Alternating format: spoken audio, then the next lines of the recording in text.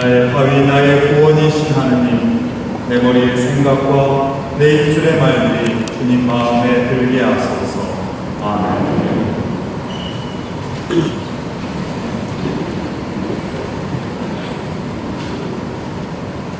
몇 주 전에 고향에 내려가 잠시 어머니를 뵈었습니다. 이미 오랜 세월 동안 노동으로 다리가 굽었지만 최근에는 80 중반에 가까우셔서 허리마저 몹시 굽어서 지팡이 없이는 걷기 어려운 분입니다. 얼마 전에 리디아라는 새로운 신앙의 이름을 얻으신 어머님을 뵙고 왔습니다. 90이 훨씬 넘은 연세에도 정신은 또렷하셔서 모든 예식의 글자 하나하나를 힘껏 따라하셨던 분입니다. 그러나 등이 굽고 다리가 완전히 굽어 누워 계신 분입니다. 며칠 전에 저는 잠시 아가타 어머님의 목소리를 들었습니다.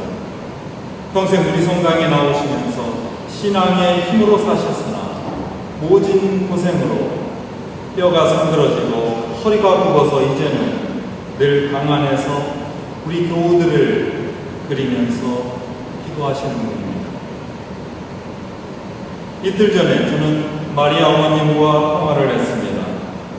다리에 힘이 없고 허리가 약해서 이 보행 보조기에 의지하면서도 주의를 지키며 우리와 예배하셨던 분입니다. 그러나 갑자기 고향으로 이사하신 탓에 이제는 우리를 서로 그리워하시는 분입니다. 지난주 몇 주 동안 저는 또 다른 마리아 어머님을 배웠습니다. 역시 허리가 매우 좋지 않아서 집에 머물러야 했고 우리와 함께하지 못하다가 그리움으로 여러분들을 그리워하고 이 성전이 그리워서 힘을 내어서 자녀의 구축을 받으며 주님의 성전에 오르시는 그분입니다. 저는 다시 이 성당에서 앵리스 어머니를 만납니다. 휠체어에 몸을 맡겨 성당에 나오시는 모습이 죄송스럽다 하시고 영성체 때 신부님께서 직접 나와 자리에 오셔서 성체와 보혈을 영하게 해주신다고 미안해하고 고마워하시는 분입니다. 제게 떠오르는 얼굴들과 목소리 그리고 그 모습들이 내내 제 마음을 사로잡습니다. 이제 성당에서 자주 뵙지 못하게 된 우리 야곱 아버님, 도마 아버님도 있습니다. 아직 깨어나지 못하고 움직일 수 없는 루시 어머님과 젊은 어거스틴 부모님을 기억합니다. 내내 이 자리에서 기뻐하셔야 할 요셉 아버님도 제 눈앞에 선합니다. 특별히 오늘 복음 이야기를 읽고 숙고하는 동안에 더욱 그러했습니다. 우리 주보에 실린 병환중에 있는 교우들의 이름을 부르면서 기도했습니다. 여러분도 주보를 꼭 집에 가지고 가셔서 왜 그분들의 이름을 여러분의 기도 속에서 기억해 주십시오. 어쩌면 이 이름들은 오늘 복음이 우리에게 주는 위로와 희망의 선물이기도 합니다. 20년 가까운 세월 동안 허리가 굽어서 몸을 제대로 펴지 못한 여인을 주님께서 일으켜 세워주셨습니다. 우리의 위로는 그 아프고 힘든 삶을 지켜보시는 하느님이 우리 곁에 계시다는 데 있습니다. 우리의 희망은 우리 육신과 마음의 상태가 어떠하든 간에 주님께서 손수 우리를 어루만져서 우리를 전혀 새로운 몸으로 일으켜 세우신다는 데 있습니다. 이 복음 이야기는 불가사의한 치료 행위를 말하지 않습니다. 훨씬 높고 깊은 차원으로 우리를 안내하며 부서지고 굽은 우리의 존재가 하느님의 손길 안에서 어떻게 변화하는지를 알려주기 때문입니다. 바르고 아주 고dat다고 믿고 그렇게 살아가는 존재가 질투심과 분노로 얼마나 마음이 굽어버렸는지를 깨닫게 되기 때문입니다. 예수님은 안식일에 회당에서 가르치고 계셨는데 18년 동안이나 병으로 허리가 굽은 여인을 만납니다. 여인은 그 굽은 몸으로 늘 회당에 와서 하나님의 말씀을 귀 기울여 듣고 그 말씀을 사랑했습니다. 그 말씀 안에서 하나님을 만나는 사람이었던 것이 분명합니다. 그에게 닥친 삶의 어려움이 하나님을 사랑하는 마음을 막지는 못했다는 증거입니다. 이 교회에 있는 여러 어르신들과 마찬가지입니다. 여기서 이 삶을 향한 하나님의 구원의 손길이 펼쳐지기 시작합니다. 예수님 당시나 지금이나 사람들의 생각은 비슷한 것 같습니다. 한 사람의 불행은 꼭 어떤 연유가 있겠다고 생각하면서 그것을 굳이 추정하고 그 인과관계를 설명하려고 듭니다. 저 사람이 불행에 처한 이유는, 저 사람의 병에 걸린 이유는 어떠한 이유 때문이라고 우리가 지레짐작으로 그를 판단하려고 합니다. 예수님 당시에는 병에 걸리는 일은 죄에 대한 징벌이라고 생각했습니다. 그렇다고 해서 그가 건강하게 살아가는 방법이나 대책을 마련해 주지도 않았습니다. 오히려 한 사람의 불행을 볼모로 해서 종교적으로 위협하고 때로는 유혹하면서 돈이나 뜯어내는 일이 허다했습니다. 지금도 그러합니다. 예수님은 그 고정관념과 잘못된 관행을 이제는 끊어내야 한다고 말씀하십니다. 예수님은 회당에서 그 여인을 발견했을 뿐이었습니다. 그런데 주님의 시선이 그 여인의 아픔에 닿았을 때 주님의 마음이 움직였습니다. 당시에는 남자가 여자에게 말을 거는 일이 쉽지 않았습니다. 예절 때문이 아니라 차별 때문이었습니다. 그때 예수님은 여인에게 말을 걸며 삶의 회복을 선포하십니다. 낯선 남자의 손이 여자의 몸에 닿는 일은 상상할 수 없었습니다. 그때 예수님은 당신의 손을 여인의 머리에 얹어주셨습니다. 손을 얹는 행위는 단지 치유의 안수만을 뜻하지 않습니다. 어떤 이의 존재 전체를 인정하고 자신의 능력과 마음을 건네주며 축복한다는 것입니다. 그러니 오늘 서신 독서의 마지막 구절을 우리는 이렇게 읽어야겠습니다. 하느님께서는 우리에게 불러오셔서 우리 세상에 편만한 차별의식과 고정관념을 태워버리십니다. 주님은 태워버리는 불이십니다. 이 사건에서 두 가지 진실이 드러납니다. 첫 번째, 하느님의 은총은 부서진 틈으로 다가온다는 사실입니다. 여인은 몸이 굽고 삶마저 부서진 사람이었습니다. 나이 때문이든 어떤 사고 때문이든 아니면 알 수 없는 병으로 고통을 겪어야 했습니다. 그 여인은 우리의 모습이기도 합니다. 살아가는 동안 우리 마음이 서서히 굳고 깨지고 부서진 상태가 되기도 합니다. 그러나 하나님은 절대 그것을 우리의 잘못으로 돌리지 않습니다. 예수님은 여인에게 종교적인 회심이나 죄에 대한 회개를 요구하지 않으셨습니다. 우리 모습을 있는 그대로 보시며 오히려 부서지고 깨진 틈을 주님 은총의 통로로 사용하셨습니다. 이것이 오늘 우리가 목격하는 기적이고 우리가 경험하는 은총입니다.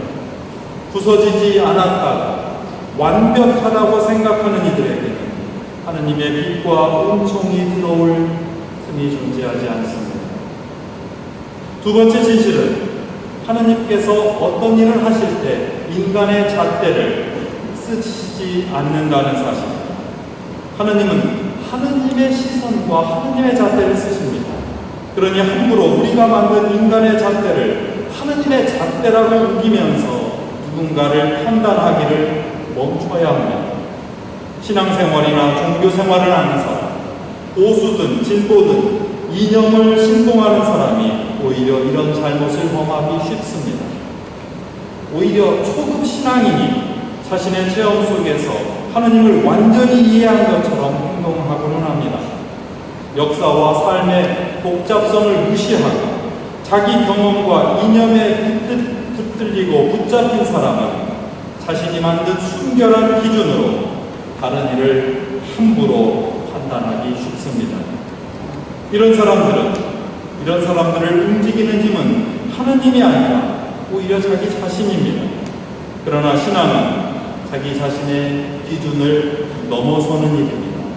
자기를 초월한 곳에 있는 하느님의 잣대에 나 전체를, 내 시선과 내 판단을 내어놓는 사람입니다.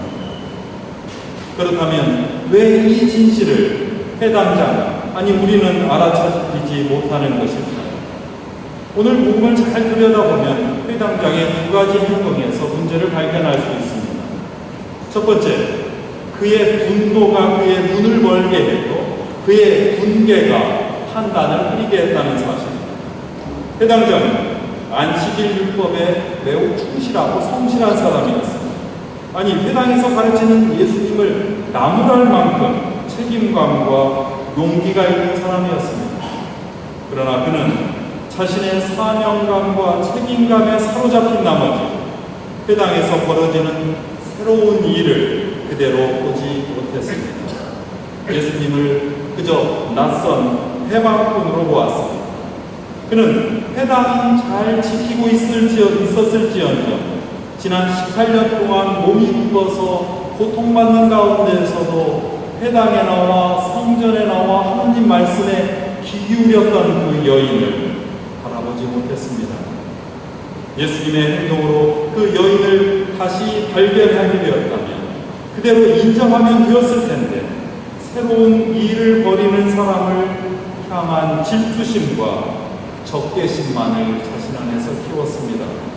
이 질투와 분노가 회당장의 눈을 멀게 했습니다.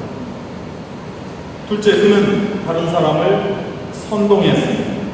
예수님과 직접 대면하면서 새로운 사태를 파악하고 그리고 배우면 될 터인데 오히려 다른 사람 사이로 들어가서 예수님을 험담하고 그를 어떻게 하자고 선동했습니다. 자신의 근거와 원리를 솔직히 내어놓고 말하지 않습니다.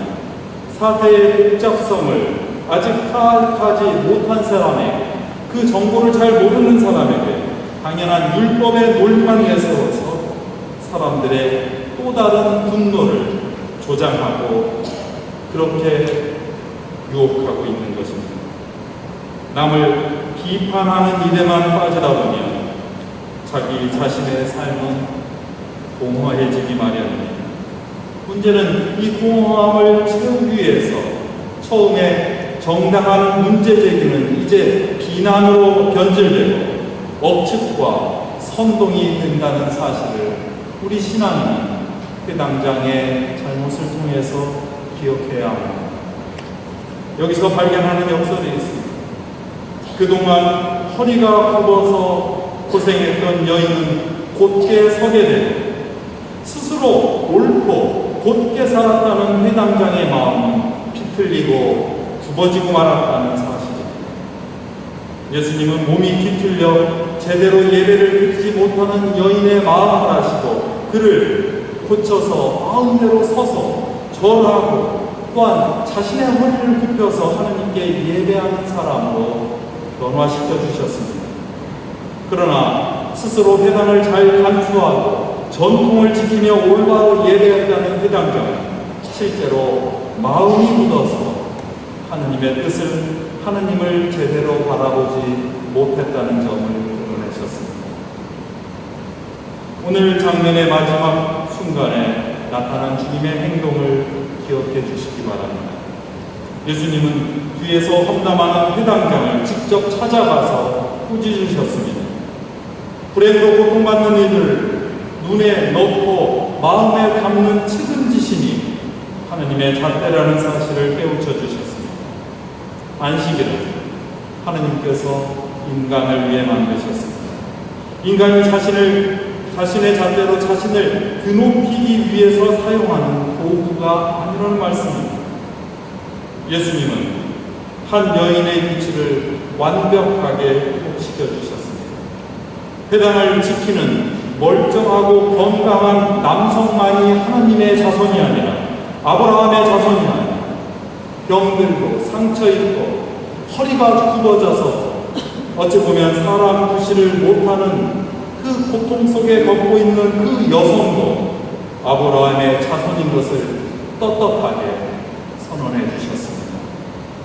예수님은 마침내 안식일 기쁨의 날로 되찾아 주셨습니다. 오랜 수고와 땀, 고통과 눈물을 잠시 멈추고 그저 하느님 앞에 있는 그대로 나오는 날, 이것이 주님의 날입니다. 기쁨이 조금 덜하면 함께 나누며 더해주고, 아픔이 심하면 초대하고 불러서 싸매어 고쳐주며 서로 감사하는, 그러므로서 우리가 하느님께 드리는 예배는 잔칫날입니다. 이보다 더 중요한 일은 없습니다. 여전히 분노와 선동에 사로잡힌 사람은 이 기쁨을 나눌 수 없습니다.